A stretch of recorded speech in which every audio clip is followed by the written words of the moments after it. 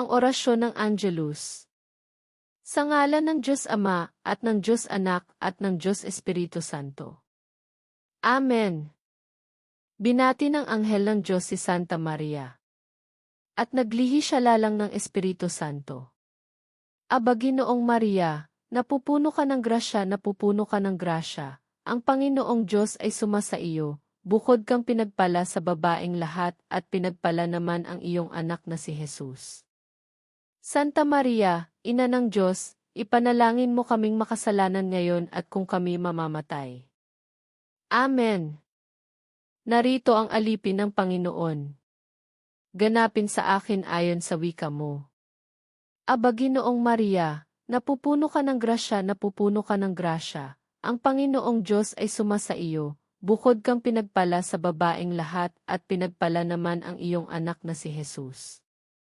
Santa Maria, Ina ng Diyos, ipanalangin mo kaming makasalanan ngayon at kung kami mamamatay. Amen.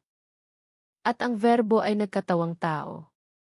At nakipamayan sa atin. Aba Ginoong Maria, napupuno ka ng grasya, napupuno ka ng grasya. Ang Panginoong Diyos ay sumasa iyo, bukod kang pinagpala sa babaeng lahat at pinagpala naman ang iyong anak na si Jesus. Santa Maria, Ina ng Diyos, ipanalangin mo kaming makasalanan ngayon at kung kami mamamatay. Amen. Ipanalangin mo kami, O Santang Ina ng Diyos, nang kami maging dapat magkamit ng mga pangako ni Jesukristong Panginoon.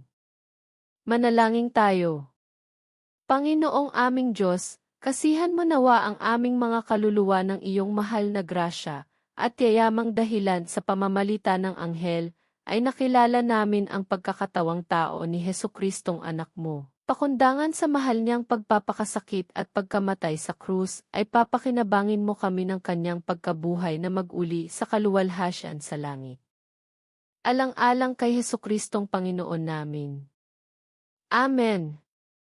Luwalhati sa Diyos Ama, sa Diyos Anak, at Diyos Espiritu Santo. Amen. Luwalhati sa Diyos Ama, sa Diyos Anak, at Diyos Espiritu Santo. Kapara noong unang-una ngayon at magpakailanman, magpasawalang hanggan. Amen. Luwalhati sa Diyos Ama, sa Diyos Anak, at Diyos Espiritu Santo.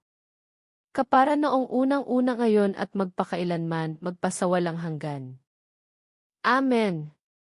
Kapara noong unang-una ngayon at magpakailanman, magpasawalang hanggan. Amen. Sa ngalan ng Diyos Ama, at ng Diyos Anak, at ng Diyos Espiritu Santo. Amen.